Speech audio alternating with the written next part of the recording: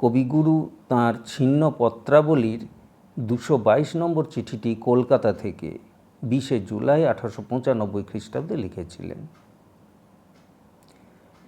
এবারে আমার পাঞ্চভৌতিকে নিদেন একটা চিন্তা করবার যোগ্য নূতন ভাব আছে। সেটা আমি দেখলুম কোনো পাঠকেই ঠিক গ্রহণ করতে পারেনি। আমি বলি যে মৃত্যু যদি না থাকতো তাহলে বস্তু জগতের মধ্যেই আমাদের কল্পনার অবসান হতো। জগতের মধ্যে অনন্তের সাজেশান থাকতো না। বস্তু জগৎটা হচ্ছে অটল রিয়ালিটি, তার মধ্যে আমাদের কল্পনা এবং আমাদের ধর্মবুদ্ধির পরিতৃপ্তি হয় না। তার পরিতৃপ্তি সাধন করতে হলেই একটা আইডিয়াল জগতের সৃজন করতে হয়। সেই আইডিয়াল জগৎ স্থাপন করব কোথায়? মৃত্যু যেখানে এই বস্তু জগতের মধ্যে ফাঁক করে দিয়েছে, সেই মৃত্যুর পারেই আমাদের স্বর্গ, আমাদের দেবতা সম্মিলন, আমাদের সম্পূর্ণতা, আমাদের অমরতা। বস্তু জগৎ যদি অটল কঠিন প্রাচীরে আমাদের ঘিরে রেখে দিত এবং মৃত্যু যদি তার মধ্যে মধ্যে বাতায়ন খুলে না রেখে দিত, তাহলে আমরা যা আছে তারই দ্বারা সম্পূর্ণ বেষ্টিত হয়ে থাকতুম। এছাড়া আর যে কিছু হতে পারে তা আমরা কল্পনাও করতে পারতুম না। মৃত্যু আমাদের কাছে অনন্ত সম্ভাবনার দ্বার খুলে রেখে দিয়েছে।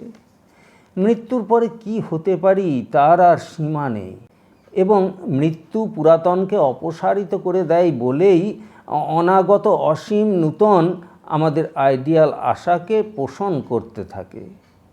ভালো কবিতার প্রধান কবিত্ব হচ্ছে তার সাজেস্টিভনেস। জগৎ রচনার মধ্যে সেই সাজেস্টিভনেস মৃত্যুর মধ্যে। সেইখানেই আমরা অনুভব করে থাকি যে আরও ঢের আছে এবং আরও ঢের হতে পারে। যেমন অন্ধকার রাত্রেই আকাশে অসীম জগতের আভাস দেখা যায়।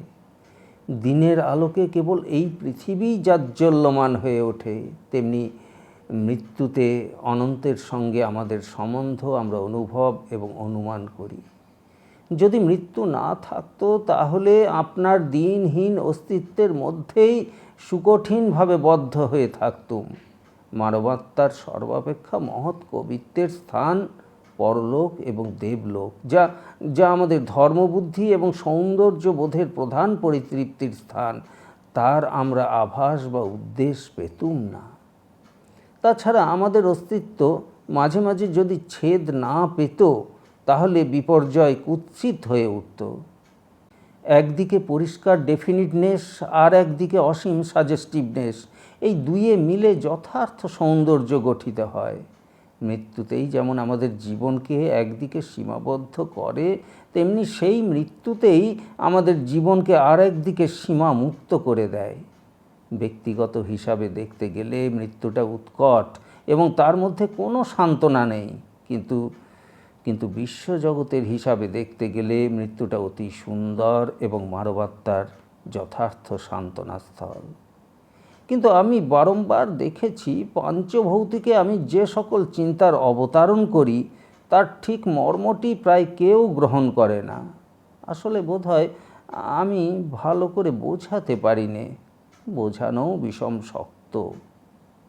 সাতারা, 24শে জুলাই 1895।